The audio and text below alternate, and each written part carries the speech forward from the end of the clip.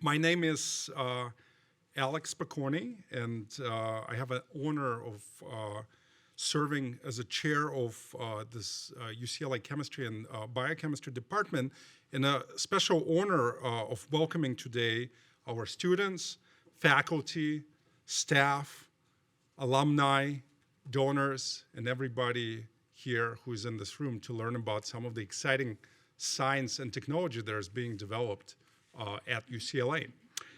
And so the topic of today's event is chemistry in the healthy world.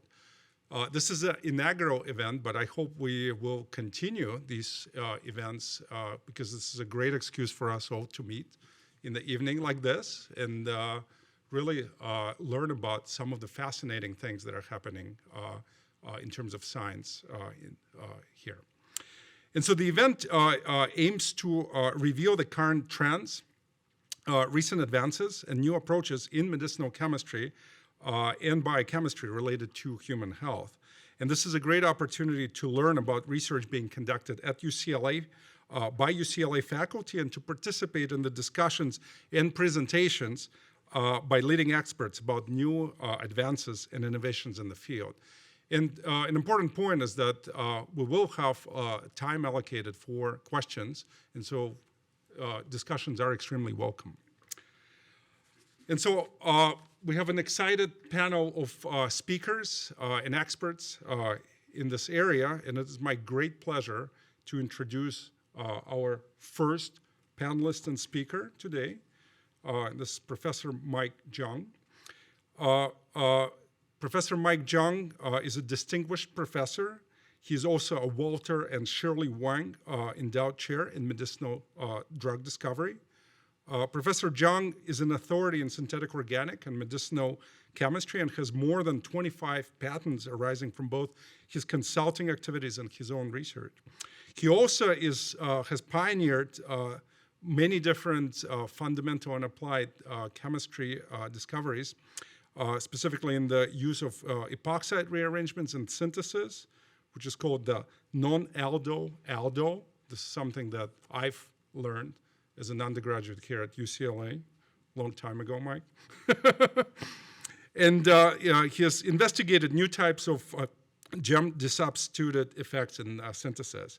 He has published more than 250 articles in refereed journals, and he has given over 470 lectures, I guess this one is 471, on his research, including in German and French. Which language are you presenting today? All right. So with that, Mike, it's a great pleasure. Welcome.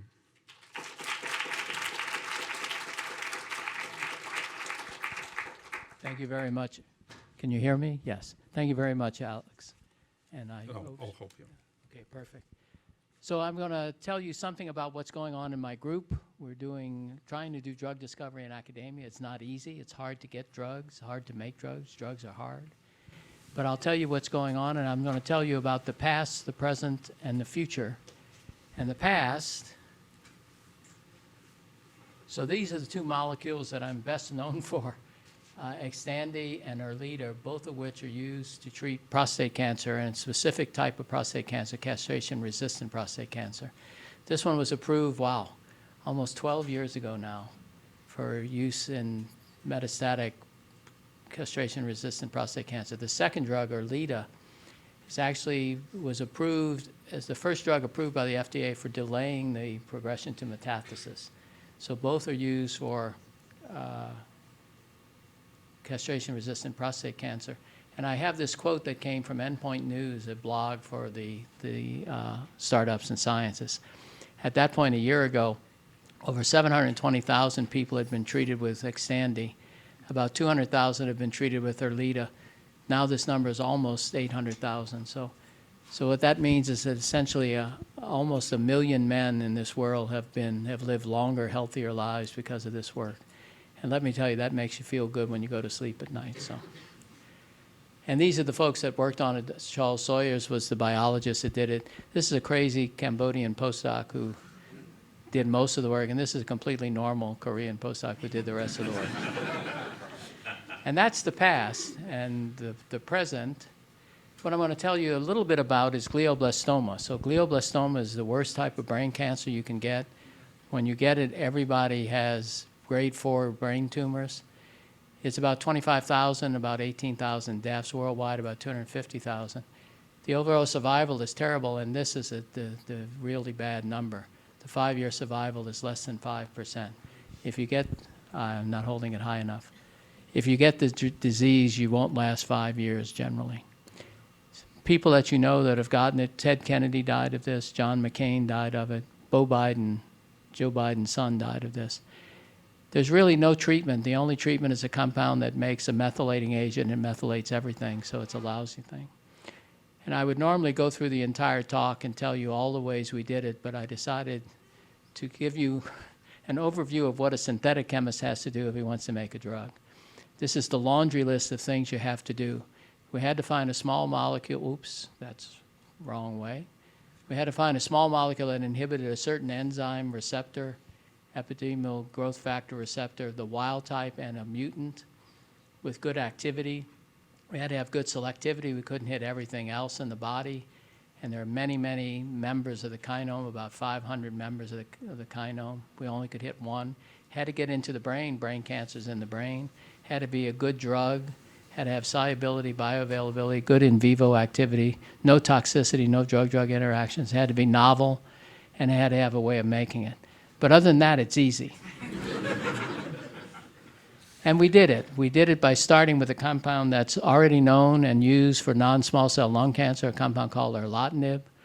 But erlotinib does not cross the blood-brain barrier, so even though it's been tested for glioblastoma, it doesn't work at all. So what we did was to monkey with the structure and change it to put a fluoro or bromo and make a compound that was actually quite good, had good activity, but it was not bioavailable, which means when you swallowed it, it didn't last long. It metabolized too fast. So we worked like crazy to figure out a way to get around it, and by hanging this business off, we now had a compound which was extremely good at stopping glioblastoma.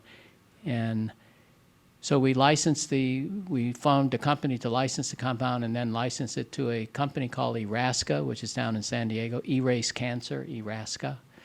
And it's in phase 1B clinical trials for treating glio. These are the two MDs that worked on it. This is the guy who made the molecule. And that's part of the currency. So the past was Xtandi and Erlita. The current is glioblastoma, but it's not the only current. So I have, at the moment, 4 drugs in clinical trials. The first one is the glioblastoma molecule, ERAS-801. We'll see what happens with that. Trathera 515 is an orally available inhibitor of an enzyme called DCK. DCK is the key enzyme for how DNA is made by what's called the salvage pathway. And we thought we'd have to have a second drug to make a combo with it. But for some reason, we're not sure why, it seems to show good monotherapy activity against solid tumors. It also seems to be useful for multiple sclerosis and for optic neuritis. So it's in phase 1 clinical trials right now, and so far, no adverse events. It's actually looking pretty good. For Athos Therapeutics, we put together a molecule which is a first-in-class small molecule for ulcerative colitis and Crohn's disease. So we finished phase 1. This is done in Australia, the clinical trial. We finished phase 1, and we're now starting phase 2. And this is a cute one, the only non-therapeutic we're working on. And this came about from a collaboration with people in our med school. We have a small molecule that grows hair, at least on mice. We don't know about folks yet, but we put it in folks. So we formed a company called Pelage Pharmaceutical. It's a topical, it feels like, Noxzema skin cream sort of on your hair. And we'll see, it's safe, and we're starting the clinical trial probably June or July, and we'll see whether that works or not. So those are in clinical trials. So 2 drugs on the market, 4 in clinical trials. And that's the past and the present. But I wanted to leave you with, how much time? 4 minutes, well, plenty of time. So I wanted to leave you with hot prospects, what the future might bring. And if there are any rich people out there that want to be less rich and fund this, just let me know, and I'll figure out how to do that pretty easily. But anyway, so we have a compound that grows bone, a small molecule that grows bone, and we're looking at it for spinal fusion so that if you're an elderly person like me, the washers between your vertebrae wear out, and you get bone rubbing on bone, incredibly painful. So what you do is you try to fuse the vertebra, and what we do is we take our small molecule, oxy-133, put it on a biodegradable sponge and insert it between the vertebra, and 6 weeks later you have bone growing. So we'll see whether we can get, we filed for an IND for this, and we're not allowed to use an IND for a drug because they say it's a device. And so we're actually filing a DEI, it's called. So this one I'm really excited about because obviously I've worked very much on prostate cancer. What do you do after Xtandi or Leta? Because cancers are getting smarter and getting around those drugs. We now have Xtandi-resistant tumors. And what we've done is to come up with a covalent inhibitor which degrades the androgen receptor. So it knocks down the cancer incredibly fast. And we're in discussion with 2 different pharma companies about trying to license that. We've done the same thing for SERDs, so breast cancer, selective estrogen receptor degraders. We have a compound, we actually now have 2 compounds. In fact, one of the postdocs who made the most recent compound is in the audience, taking my picture. Hi, right.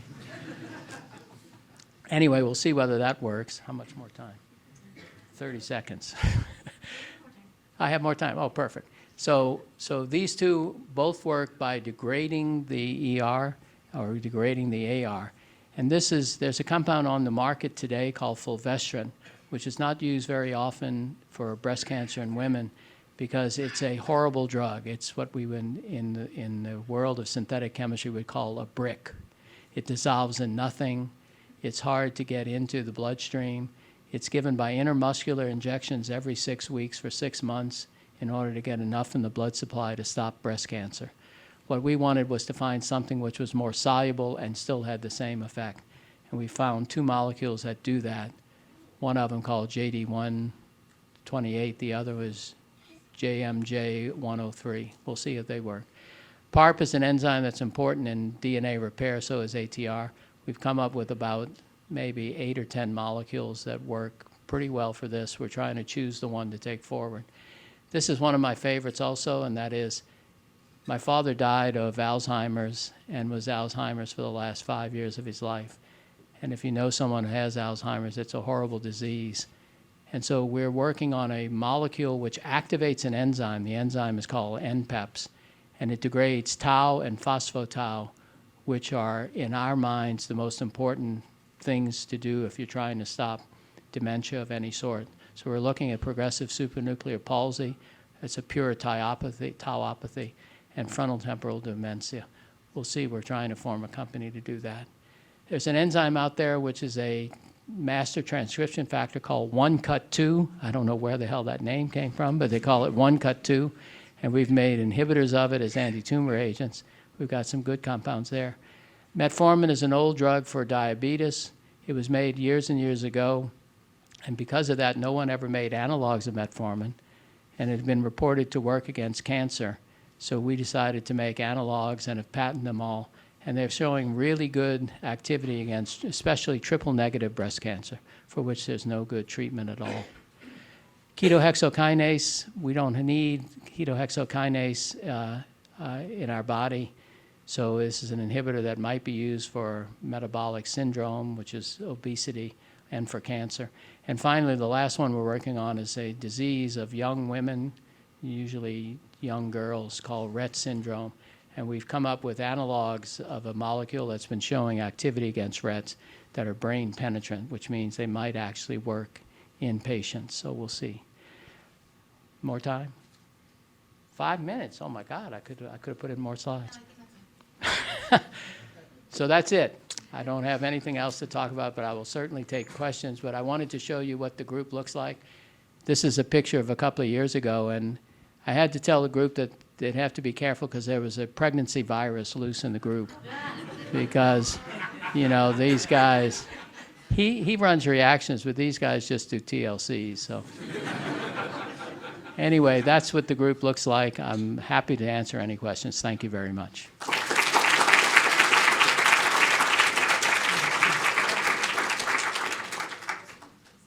Questions?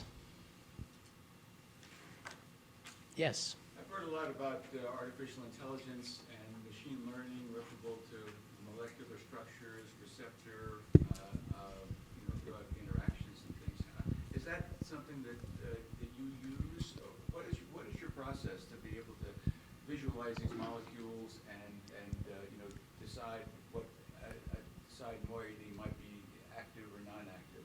And is there a role for artificial intelligence and machine learning for that? Great question. I'm sure there's a role for AI and drug discovery. In fact, numbers of companies have been founded to do exactly that. I think it's important. We don't use AI, we use OI, ordinary intelligence. And so why do I think of what to put in various places? That comes about because I've been at UCLA for 50 years, and over 50 years you learn certain tricks of the trade. So we don't have any magic bullets. We make one compound, test it, see if it's any good. If it's good, we make another one. We do what's called a structure-activity relationship. You make a structure, you test it, you learn its activity. You make another one, you test it, you learn its activity. And you can make enough of them, you get a sense of what might be important at certain parts of the molecule. So if I knew how to use AI, I would. I don't. We have people in the department that do machine learning, and we've talked about collaborating, but there are companies that are doing exactly what you asked, that is using AI for drug design. And I don't mind. I think it's anything that gets you to a drug quicker is a good thing. So whether it's AI or OI, I don't care. So. Yes, Nancy. Thank you, Dr. Jung. You mentioned your father, and that was one of the reasons you started the drug trial on the other. But how do you pick what disease? There's so many out there. How do you choose what you're going to work on? I don't. What happens is I've set up something called the Bioscience Synthetic Chemistry Resource. And I tell people in biology, MDs and biologists, that if they have anything they think chemistry can help, to come over to my office and we'll sit and talk. So they come and I have a table in my office, we sit and talk about it. Every now and then, it's not the most exciting stuff, so I sort of push that aside. But usually, you'll find something that's exciting about it. The biologists at UCLA are fabulous. And then we make a collaboration. So I have 9 postdocs working for me, but we have about 15 collaborations going on right now. And so I really don't choose. The impetus comes from the biologists. They show me some exciting thing that they've done. And then I have to make a decision whether chemistry can help move it forward. If chemistry can help, I'm all in. And we write grants together, get the money, and go do it. And so I'm agnostic as to disease. Whatever people come in with is what we do. And I've been lucky to have people, mostly cancer, but also antivirals, hair growth. I mean, I would have never picked I need it myself. I'll be sending my son.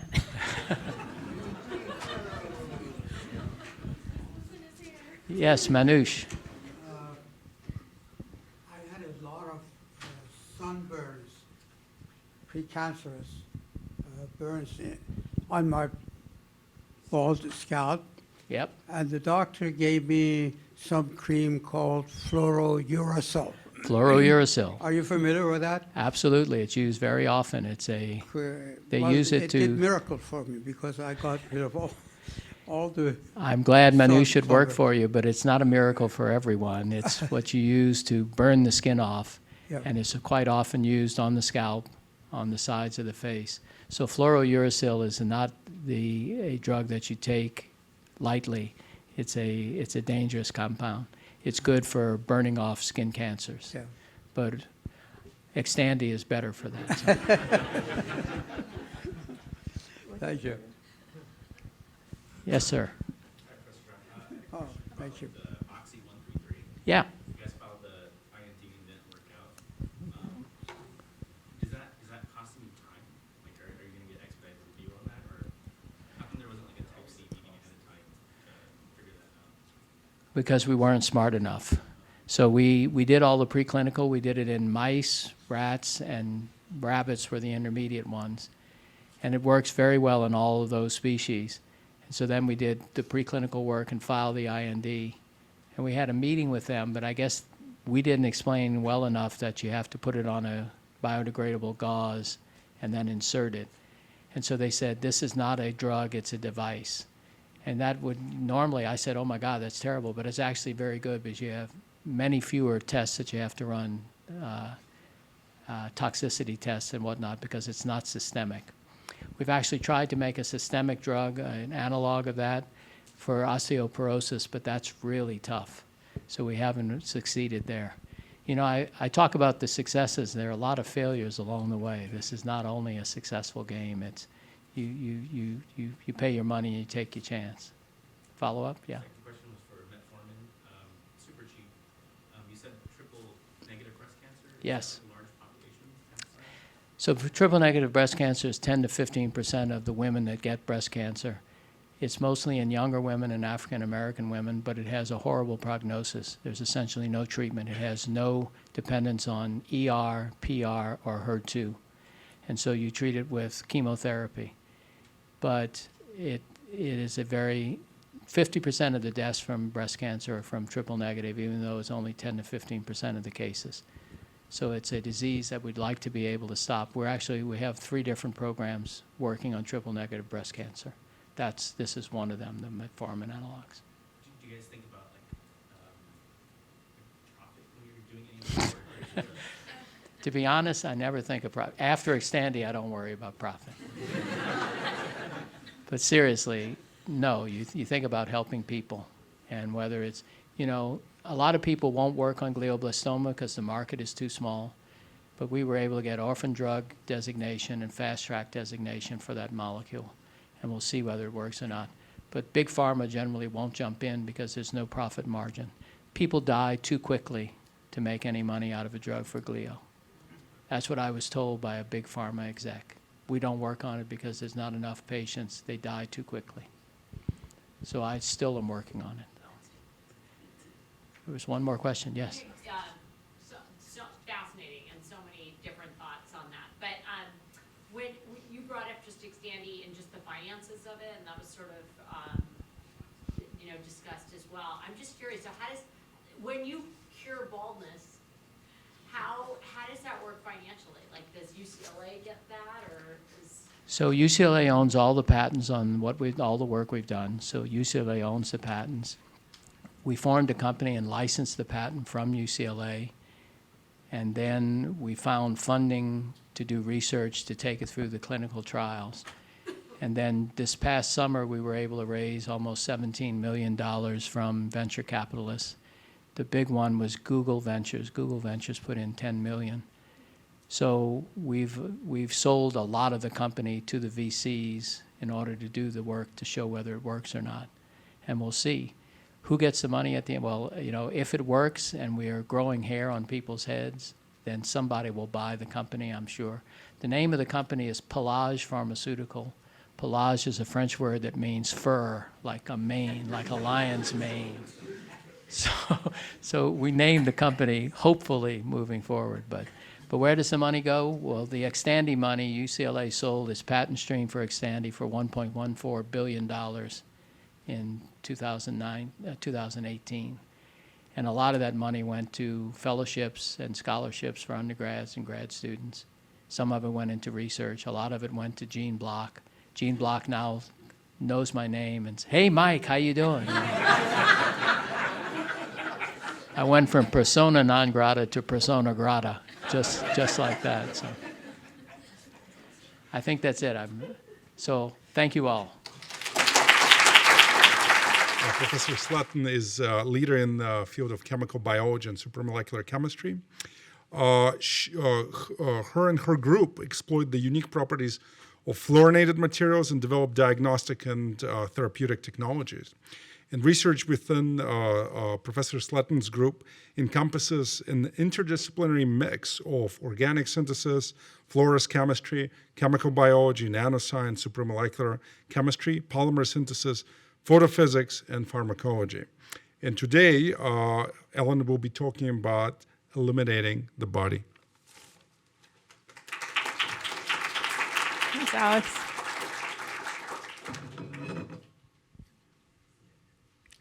Stuart, I got it.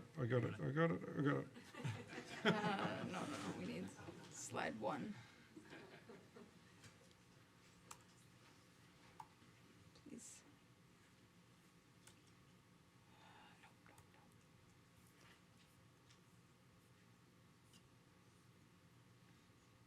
Okay, now we're good. Thanks, Alex, and thanks everyone for coming tonight. I'm just going to tell you about one avenue of work that we've been up to over the almost a decade that I've now been at UCLA, where we are developing molecules that allow for you to visualize biological events through your skin. So the body is composed of trillions of cells. These cells come together and make organs that then come together into a variety of systems that work in concert with each other to allow us to live. And if we can visualize these cells and their interactions with each other, then we will be able to diagnose disease more effectively, and we'll also be able to just learn more about the biology, or really the chemistry, that occurs within us, because there's still a lot that we do not know. So starting with these cells, we can visualize and image cells very well in the lab because we can culture them in a petri dish. Looks like this. And if you just look at these cells under a white light on the microscope, you get an image.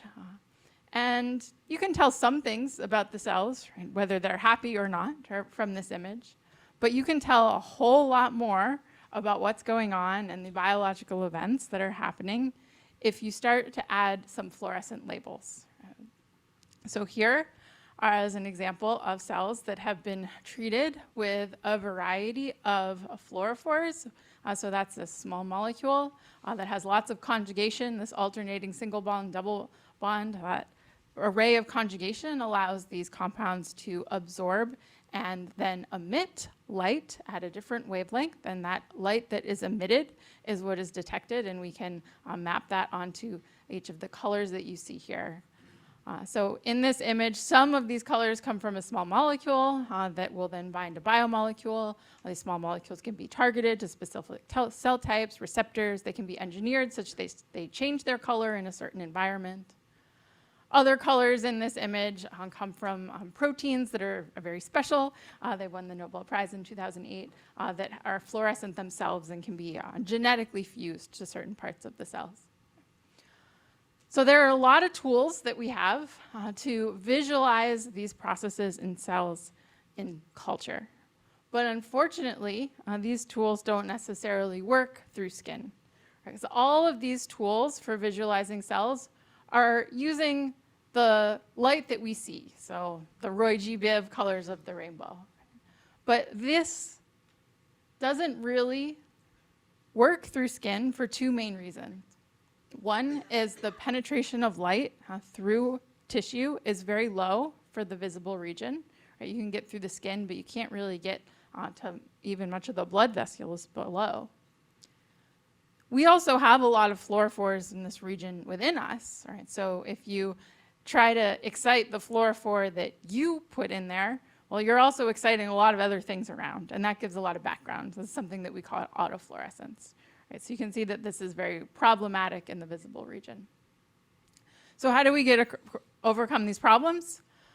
Well, you can see that there's a maroon line and a black line on this figure, right? And these represent longer wavelengths of light. Right? So we can't see these wavelengths of light, but there are special cameras that can. Right? So the next region of the electromagnetic spectrum after the visible is the near infrared. And actually, this region has been successful for imaging in humans. There are 2 FDA-approved fluorophores in the near-infrared region, indocyanine green, structure is here, and this is a lymph node that has been labeled with ICG. That's what it's referred to as. And this has been used since the 50s. Right?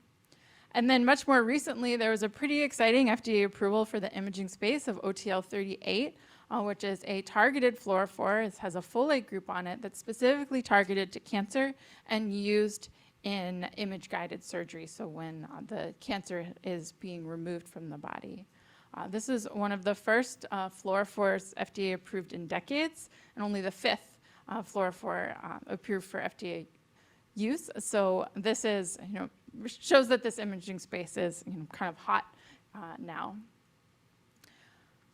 So the near-infrared is great, right? But there's still some of these limitations of depth penetration and background.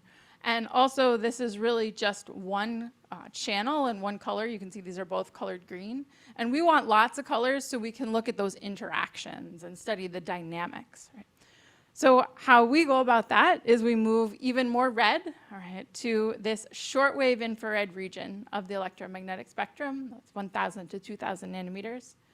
So this does everything better than the near infrared, allows for you to have a more spectral real estate, as I like to call it, so we can have different colors, right? And there's one additional benefit, that there's enhanced contrast and resolution. You don't get as much scattering of that light, which gives you much crisper images. So how do we do this? Well, we need some fluorophores that absorb and emit at these wavelengths, and there are not too many of them that are known, or there were not very many known when we started down this path. And so what we do in the lab is we do a lot of organic synthesis, developing and making these new fluorophores. This is actually the first compound that we published from our Jung group in 2017, and we call this compound Flav7. And then after we synthesize these new fluorophores, we study their photophysical properties, and then we evaluate them in living systems with our model, really being the mouse, particularly the nude mouse, so these mice actually don't have hair on them. So now I'm just going to show you some of our best images, and you're not going to see the exact structures. If you want to know about them, feel free to chat with me. But these are kind of the highlights of what we can now do, thanks to all of the fluorophore development work over the years. All right, so we can now do 4-color imaging in the mouse.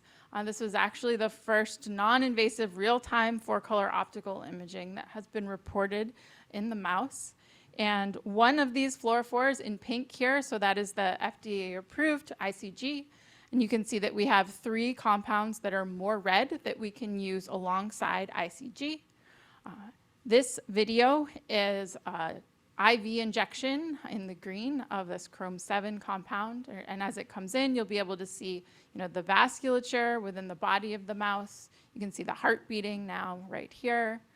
What's turning yellow right here is the liver. That's signifying colocalization. So this is something that's very commonly done in microscopy that we can now do in vivo to show that these probes are in the same space. Some other things we can do. I mentioned that image-guided surgery was the application for the recent FDA-approved OTL-38. And image-guided surgery allows the surgeon to have a fluorescent guide for the diseased tissue, but you could also imagine that it would be important to have a fluorescence guide for healthy tissue that should not be resected, such as a nerve that you really don't want to be cut during that surgery. So it's important to be able to have these multiple channels that can label both the disease and the healthy. And on the right here, this is image-guided necropsy. So this mouse is not alive, but you can see that we have 2 channels in the necessary temporal and spatial resolution that allows for this real-time dissection. And that's important because you can't leave a patient open on the operating table for a bunch of extra time to be able to acquire these images. And then we can also image animals which are not anesthetized. And this is something that has been a real challenge in the field as well. Usually you have to have the animal immobilized to collect signal for long periods of time. All right, so this is a mouse that was IV injected with a probe that just stays in its vasculature. You can see it moving around. We can extract breathing rate and heart rate information to do contact-free telemetry experiments. Can also think about studying processes that are affected by anesthesia. And we can do this with some other probes too. So this is a fluorophore that binds specifically to bone. So this is the skeletal probe, and you can see there's a couple mice running around in the cage now, and you can see all the vertebrate within their back and the tail. It's a little Halloween-y. But this now gives us a long-term method to probe bone growth non-invasively. All right, so those are just some highlights of what we can do with these new fluorophores, and really we have built from these tools that cell culture has taught us, that the power of multiple fluorophores and high-resolution technologies, and we've been able to translate this over to the mouse. And I add another arrow here, so hopefully one day there'll be a person over here as we start to optimize our lead probes for a clinical use. So I couldn't do any of this without my amazing group of students. This is the current group. Phenomenal. Also a lot of early work on some of those early videos you saw from my first graduate student, Mally Costco, as well as a postdoc, Shang Jia, and another graduate, Irene Lim. Great collaborators too. Oliver Bruns at the Helmholtz Pioneer Campus really taught us how to image in this region, which is all home custom built setups, and I never thought I would have lasers and cameras that I would be putting together, but we have that here in CNSI thanks to help from Oliver.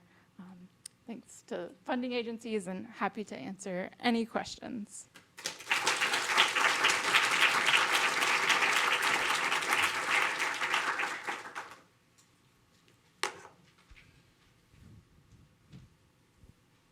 So is there an advantage to going further down in the infrared for learning more from your cells?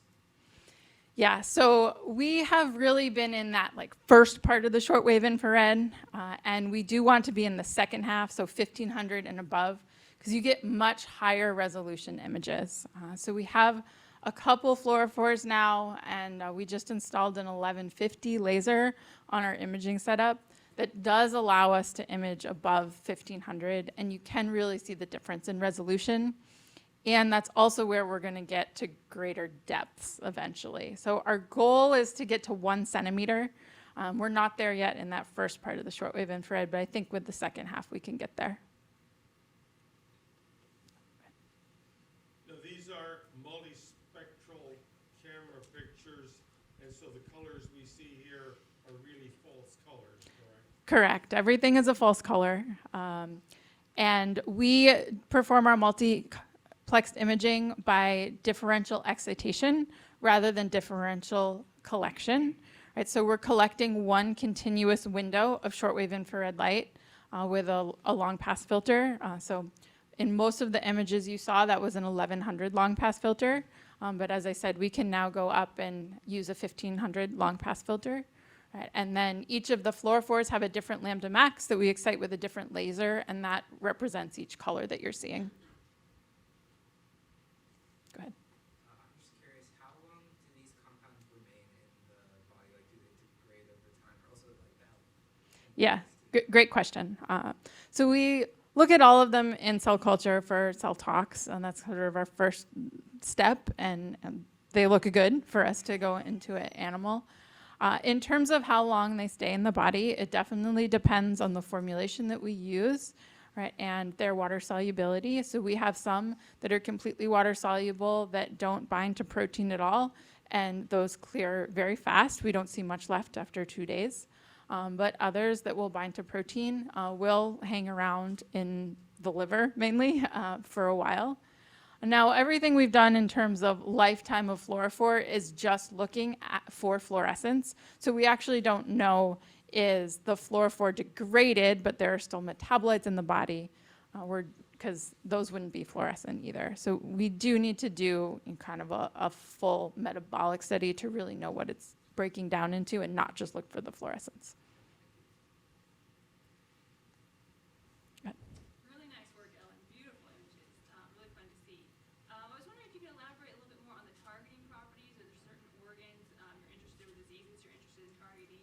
Elaborate a little bit about that. Are there limitations, like would this cross the BBB? Do you have anything like that? Yeah. So we don't have any evidence that we're crossing the BBB right now. And in terms of targeting, so a lot of the images you saw had fluorophores delivered in a micelle formulation, right? And we actually think that they're coming out of the micelle, so we can't really just target the outside of the micelle like is sometimes done.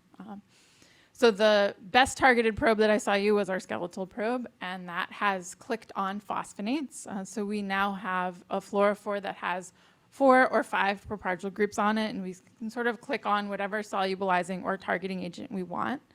So we can click on hydrophilic peptides that allow for targeting. We do have a more hydrophobic dye with a cyclic RGD that we can deliver in a micelle, and we think it comes out. So you could also play with that leakage of the micelle to your advantage.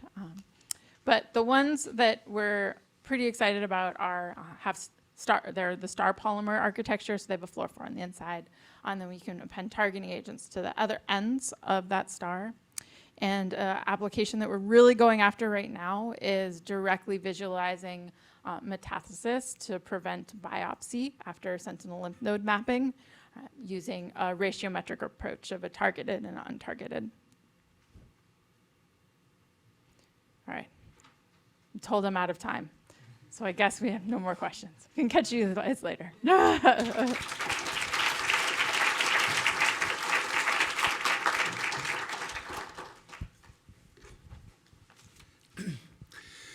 Well, I get the pleasure of introducing the next speaker. So he's the last speaker of the event also. That's Professor Stuart Conway. Stuart is the Michael and Alice Jung Endowed Chair in Medicinal Chemistry and Drug Discovery. Stuart's research interests are at the interface of chemistry and biology and focus on the use of synthetic organic chemistry to enable the study of biological systems. Stuart. Thank you all for coming to hear some of the incredible science that's going on at UCLA in the Department of Chemistry and Biochemistry. So as you've heard, my group works on the interface between chemistry, biology, and medicine, and we have kind of three key areas that we work in. So we work on developing small molecules that allow us to probe certain biological systems, and our aspiration is that one day we'll have as many drugs as Mike's made, and that's kind of what we're aiming for.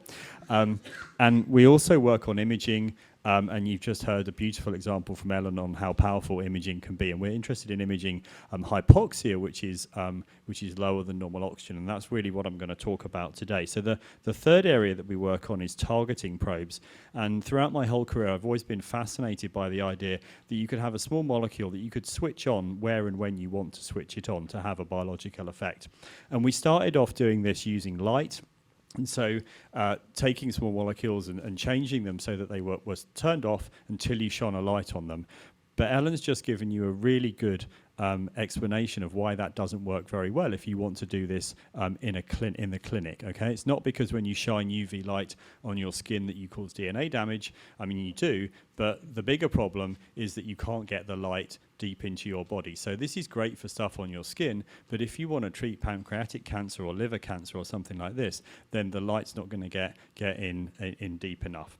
And so we've been looking at another trigger, and that trigger is hypoxia. So hypoxia just means lower than normal oxygen, and we've all experienced this at some point. So if you go to high altitude, you experience hypoxia. If you're in an aeroplane, despite the cabin being pressurized, you've still got less than normal oxygen, and so you experience hypoxia there. And it occurs throughout biology. So bacterial biofilms are hypoxic. This is, as you go away from the surface, you've got less oxygen, and this is why they're difficult to treat. And in our bodies, our kidney is hypoxic, and actually our retina is the most hypoxic part of our body. But the context that we've really studied this in is solid tumours, and so all solid tumours are hypoxic to some extent.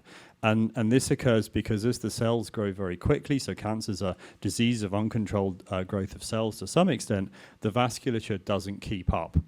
And any tumour that is hypoxic is bad for patient prognosis, okay? So if you've got poor blood delivery, it's hard to get drugs there. It also means that the tumour becomes resistant to radiotherapy. So radiotherapy works by generating reactive oxygen species that damages DNA. And so if you've got no oxygen, you can't do that. And then this is a very aggressive environment, and so it increases the metastatic potential of those cells. And so this is the fraction of the tumour that we most want to treat, and it's the hardest component of the tumour to treat. So the only silver lining here from a chemistry perspective is that the amount of oxygen inside a cell affects the cell's redox environment, which is really the cell's chemical environment. And so this gives us as chemists a sort of a lever, a way to be able to do different chemistry in those cells. And so for many years now, we've been working on trying to identify and use bioresponsive chemistry. So this is chemistry that will occur selectively in a particular context. And that's what I'll tell you briefly about this evening. And so forgive the simplicity of this diagram, what we are attempting to make is this bomb here. And we want this bomb to do nothing in most of our body.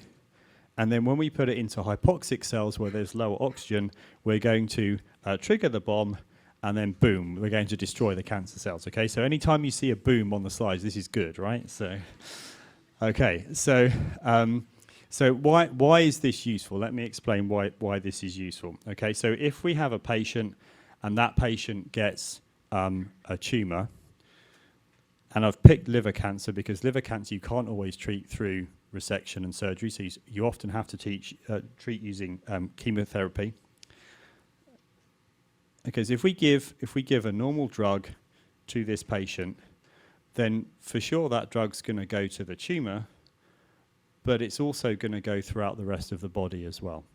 And in some cases, that's going to cause side effects, make the patient quality of life lower, and also cause trouble with patient compliance. And some of the drugs that we work with, and you'll see today, we talked to the clinicians in Oxford, where I used to work, and they said even if you could improve patient compliance by 5%, you're going to make a big difference here. And so what we thought it would be great to do would be able to develop drugs where we know we have a hypoxic tumor, that we could give a hypoxia-activated prodrug, and that would allow us to just have the drug acting in the tumor, or acting selectively in the tumor. And so we would be able to treat the cancer, but with minimal side effects. And that's what we've been working towards. So at the molecular level, how we do this is we make inactive compounds. So we make compounds that sit around and don't do anything until you put them into a particular context. And then chemistry occurs in the hypoxia. The chemistry occurs selectively in hypoxia, and it releases the active compound. And that means that we do whatever we're going to do with that compound, so we can inhibit our target, and we inhibit that target selectively in hypoxia, but not in the healthy tissue. Okay, so for the chemists in the audience, the way we do this is we take a nitroaryl compound, and that nitroaryl compound undergoes sequential bioreductions. And so we've gone from a mesomerically electron withdrawing group to a mesomerically electron donating group, and that causes fragmentation and kicks out the drug here. For everybody else, we stick a blue blob on this here, and it prevents it from working. And then we do some chemistry, and we kick the blue blob out, and we also get our active drug. And the active drug that we're working on here is a drug called panabinostat. It's a Novartis compound. It's an HDAC inhibitor. It works by causing apoptosis in the cells, and it contains this group here, which is rather nasty and causes it to have quite a lot of unpleasant side effects. So let me give you some evidence of this working. So we're going to just do this in cells initially. So what you're looking at is a Petri dish here. It's an esophageal cancer cell line. These are the cells growing happily at 21% oxygen. And then if you put panabinostat on it, so this is just regular panabinostat, you can see it kills everything. So if you do that with our prodrug, you can go up to quite high concentrations in 21% oxygen, and you can see that the cells are sat there just fine. But if we then do that in hypoxia, so very low oxygen concentration, you can see that at 5 micromolar, we've killed all of the cells. Okay, so that's good. That's the boom. So there we go. Okay, and so simplistically, this is your healthy tissue, and this is your tumor. Okay, and so that's our therapeutic window. All right, and that's great.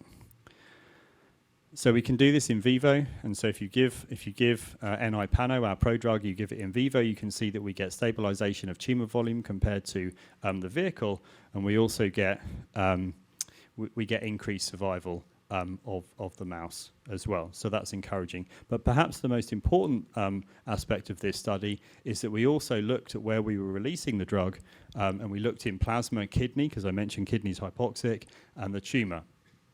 And what you can see is that in blood plasma, we get predominantly this metabolite here. So this is a polar inactive metabolite.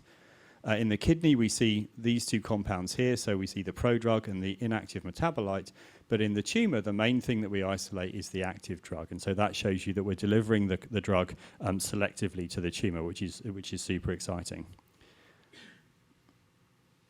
So then what we've been thinking about doing since then is taking this technology to very cutting-edge modern aspects of drug discovery. And so one of the things that's really exciting, and Mike mentioned this a little bit in his talk, one of the things that's very exciting in drug discovery at the moment is the ability to degrade proteins. So it's called proximity induction. Again, many of you will know about PROTACs. And so the way these molecules work is you have a small molecule that binds to your protein of interest, so this is your drug target, and it's linked to another small molecule that recruits cellular enzyme machinery, so ligases, E2 and E3 ligases. And by bringing these two proteins together, you tag your drug target with a small protein called ubiquitin. And that means that the cellular machinery goes, okay, I need to degrade this. And it sucks it into what I heard described the other day as the cell's dustbin. And it then, that doesn't work, does it? Trash can. There we go. That was better. So sorry. And then you degrade the protein. So this is very exciting because it enables us to target proteins that we couldn't target otherwise. And it's an exciting new avenue in drug discovery. There's 7 PROTACs in clinical trials at the moment. But our concern with this is if you are in principle degrading, so you're getting rid of a whole protein, and presumably it's a pretty important protein, in many of the cells in your body, this is going to be very toxic.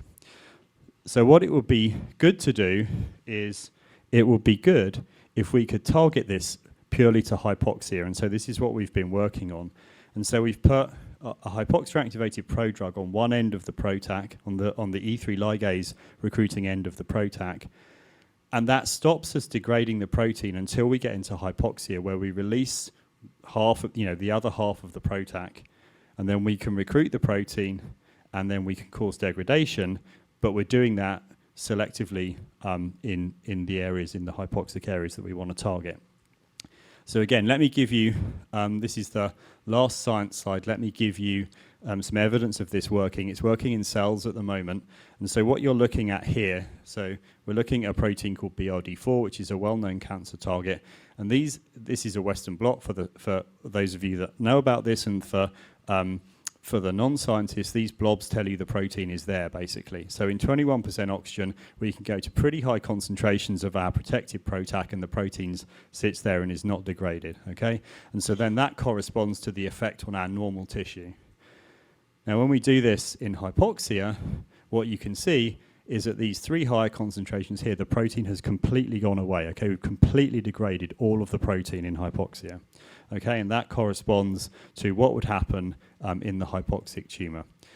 What's exciting about this is that the majority of PROTACs, people have made hundreds of PROTACs, the majority of them recruit 2 E3 ligases, and we can do this for both of those 2 E3 ligases. So that's all of the PROTACs in the clinic, and all of the other PROTACs people have been working on. Our technology is applicable to that. So if those PROTACs fail because of tox in the clinic, this technology rescues it, and that's why we're really excited about this. Okay, so I'm going to leave it there. I want to thank, I've had the privilege of working with a very large number of extraordinarily talented and smart people who it's been brilliant to work with. This is a recent photo of the group in UCLA, and so it's or some of the group in UCLA, and so it's great to be working with them. I'm super grateful to these people, I'm grateful to the funders, and I'm grateful to you for your attention this evening. Thank you.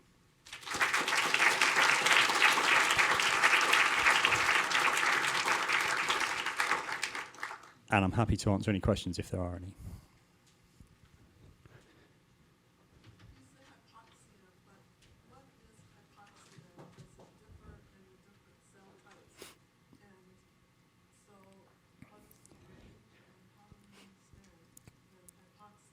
That's an excellent question, which lots of people, there's not a perfect answer to that question. So we normally talk about, so physoxia is the sort of levels in the human body, and that we normally think of that going between about 9 and 3%.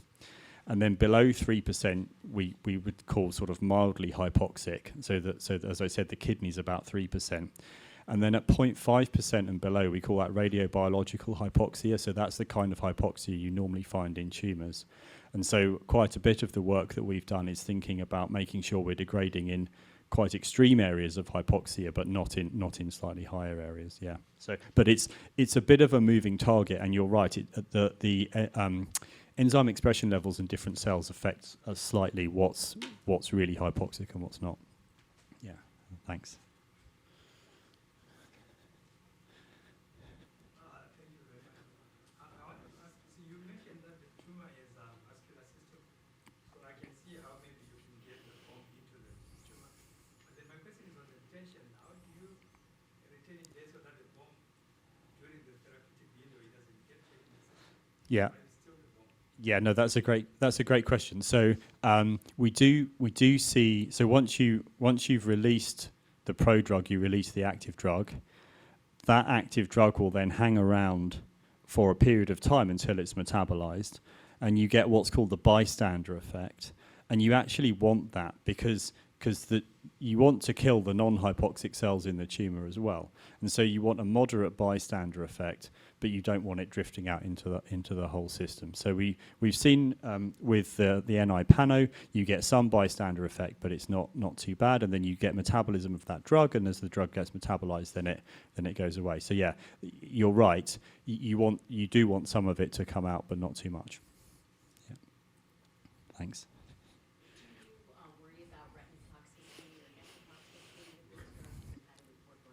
Yeah, so the retinotoxicity, so in the first generation hypoxia-activated prodrugs, which were just sort of alkylating agents, this was observed in mice. And so you do see that in mice. We didn't see it in mice for NI-PANO, and I think probably that's just a delivery thing. So I think you're not getting into the retina, which I think is good, but it's definitely something you need to look out for. Yeah.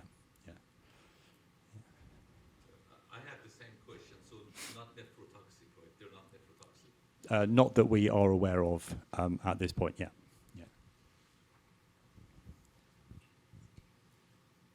Okay, I'm getting the stop sign. There we go. Okay, so who am I passing? I'm passing back to Miguel to sum up, I think. So thank you very much for your attention.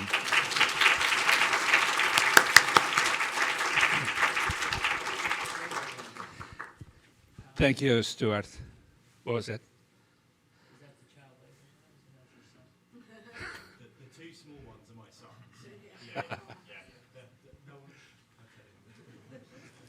It's a joke happening here. I should have introduced myself, right? So my name is Miguel Garcia Garibay. I am the Dean of the Division of Physical Sciences. I serve as the Senior Dean of the College, but the important role that I play here today is that I'm a member of the Department of Chemistry and Biochemistry, which of course I'm very proud of, and I have good reasons to be, of course, as you can see. So everybody knows, well, not everybody knows, but I will say it anyway for those of you who do know or not know, the Department of Chemistry and Biochemistry is really one of the best in the world. It's well known for its research, its academic programs, and as a Dean of Physical Sciences, I often brag about the fact that UCLA has had 8 Nobel Prize winners in the faculty. 7 of them have been physical scientists, and 4 of them have been chemists in the Department of Chemistry and Biochemistry. So those are the statistics and the sort of facts that we love to brag about. Today, I also want to share with you that some of statistics that I think you will find impressive, which reflect a little bit on what you've seen this evening. I want to also point out to the fact that we didn't introduce Mike in that role, but Mike actually serves as the Associate Dean for Innovation and Entrepreneurship. And that's something that is very important because the level of innovation and entrepreneurship that happens in the Department of Chemistry and Biochemistry is truly amazing. It's unlike anything else that you'll find in academic departments in other places. So let me tell you a little bit about that. Over the last few years, when I say physical sciences, it's about 85% chemistry and biochemistry in the stats that I will say, and I'll probably be more specific at time. But so there had been 490 US patents filed in the last few years. 80 of them are currently licensed. These have led to 30 startup companies, including some that are already quite advanced in the process of becoming a product, whether it's in this context or in others. So let me see. Two are in medical devices and drug discovery that are really at the brink of being approved. There are 6 therapeutic assets, and 4, these are all startup companies in energy, sensors, and software. So the list of lead inventors includes 86 faculty. Now, this is truly remarkable. 55 of them are in chemistry and biochemistry. So when you look at the list of inventors, lead inventors in chemistry and biochemistry, it's almost like you're reading the faculty roster. Truly. I have 2 patents. One was licensed, right? And I'm one of the low achievers. Now, what I love the most is that there is of course, lead inventors, but there is also additional inventors, and which are, of course, graduate students and postdocs. So the number of these inventors is 328, right? So the level of innovation that is possible in the department is remarkable for many reasons. UCLA is special. We're the second largest campus in the University of California, in the smallest area, so we are the densest one, which means that we're very close to each other, and that helps us remarkably.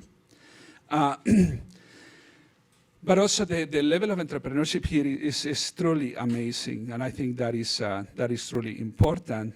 And there is really there is a delta function which happened again thanks to Mike and the discovery of Standy. That we were talking about the fact that Standy brought resources to the campus, that much of that was channeled into the center of the campus, but the co-inventors brought resources to their units. That was the School of Medicine and the Department of Chemistry and Biochemistry, and that really has allowed the department to invest in students, to invest in its faculty, and to develop a culture that is, I think, quite special, and we have Mike to thanks for that. So thank you very much, Mike.